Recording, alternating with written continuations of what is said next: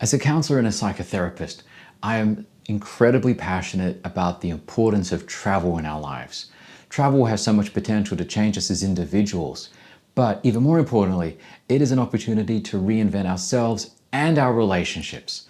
I've seen countless examples where travel has helped someone discover something new about themselves, learn something new about their partner, and in the process add new passion and energy to their relationship. But as you can imagine, as a counselor, I often hear, to be honest, more often than not, stories about how travel has not gone to plan.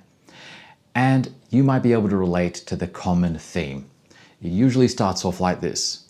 I ask the client, how was your travel? How did the holiday go? And they might say something like this. We were both looking forward to the trip. We were very excited about it. But at the airport, things started to unravel. Maybe at the airport we had a fight and everything spiraled out of control after that. You might have heard something similar in your own life, maybe colleagues at the water cooler, or your friend talking to you about how the holiday seemed picture perfect until they saw a new side of their partner when they lost their cool at the airport.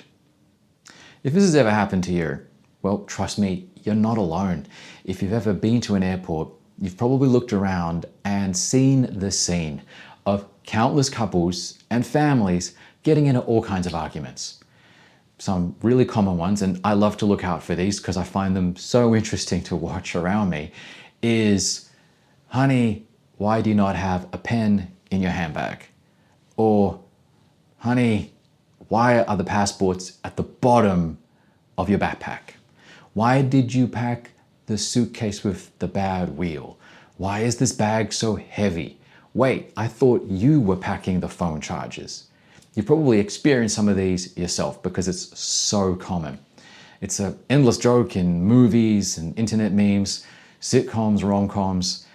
But if you take a step back and you ask yourself, why is this even happening? It doesn't make a lot of sense. At the end of the day, you're seeing a couple or a family at the airport about to go on a holiday, a place that you think they really want to go to. They've put aside time and they've put aside money, but there they are fighting about something that seems so irrelevant.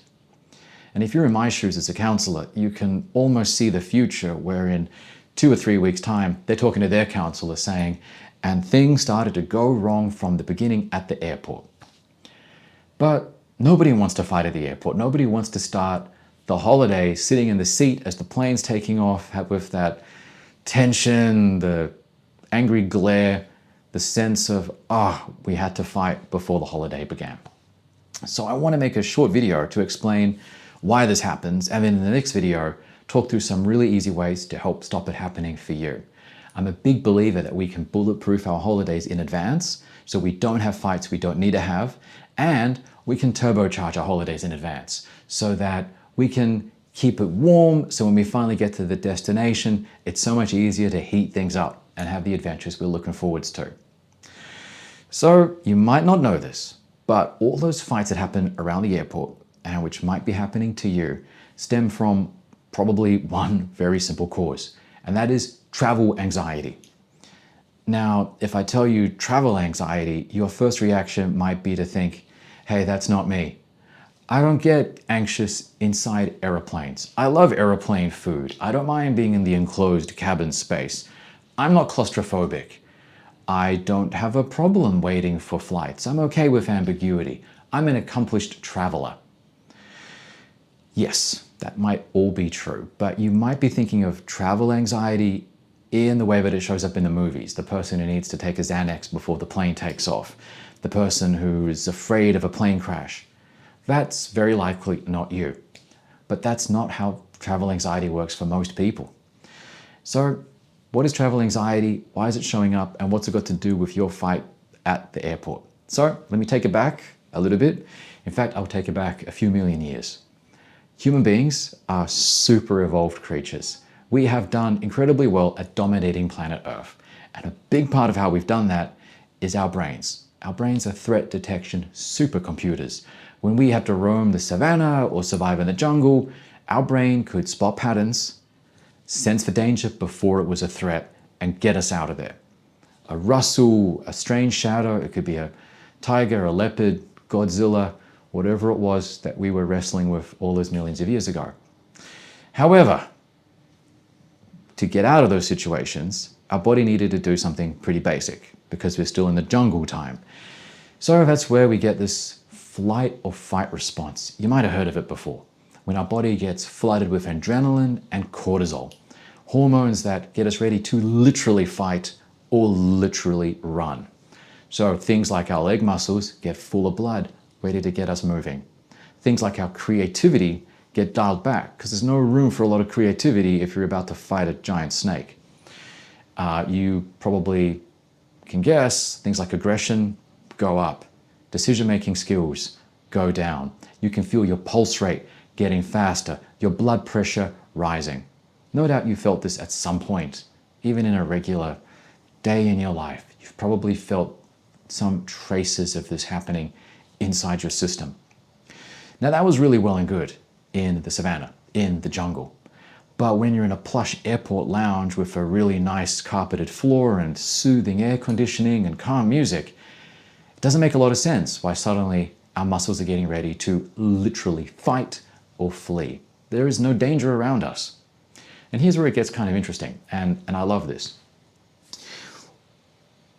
When we're about to travel, we experience a lot of anxieties we might not put a lot of attention to.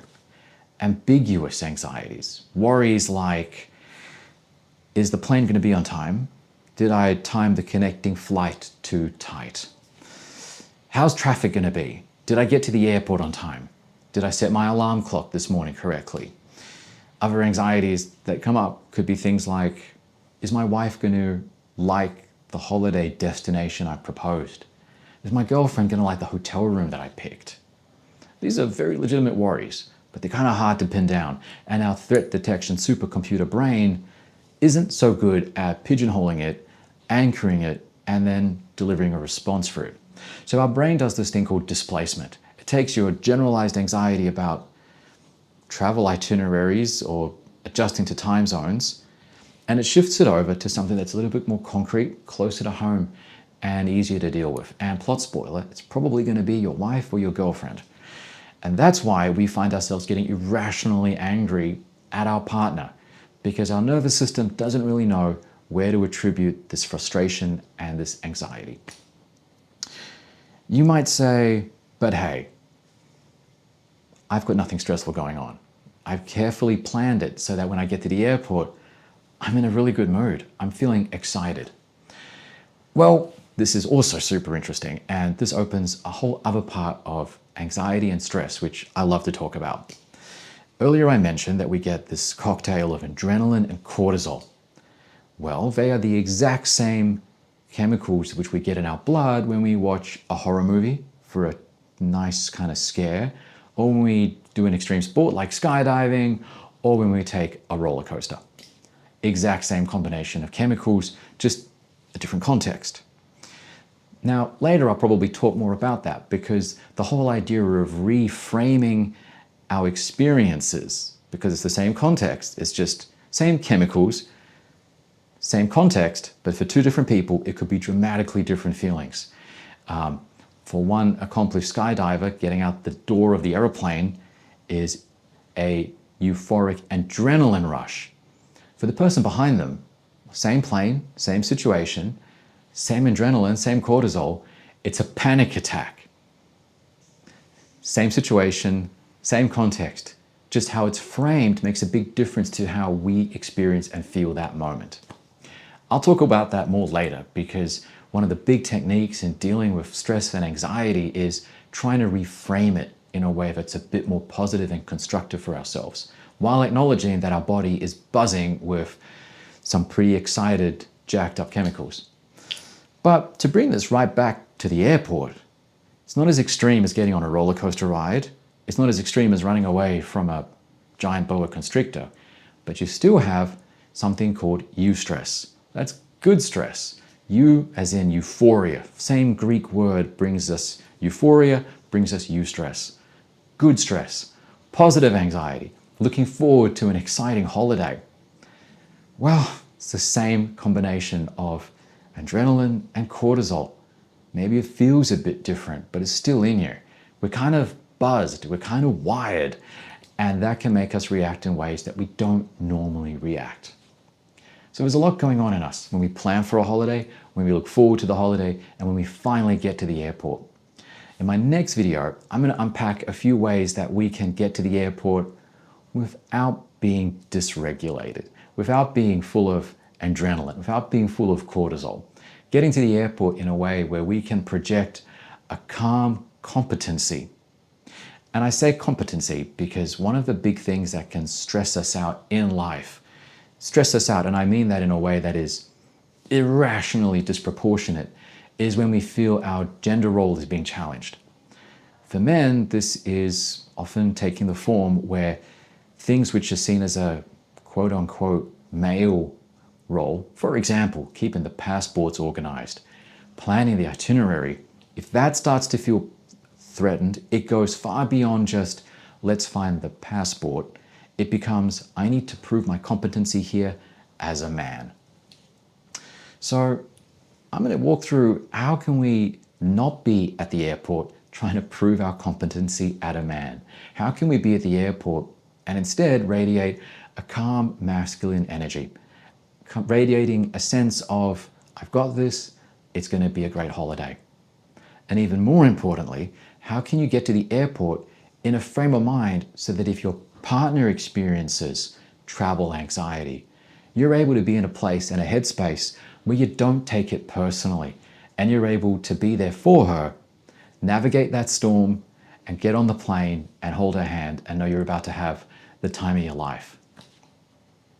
If you find this useful, please stay tuned and subscribe for more practical psychology tips to help you have the better conversations for a better connection so you can have the better adventures the next time you travel.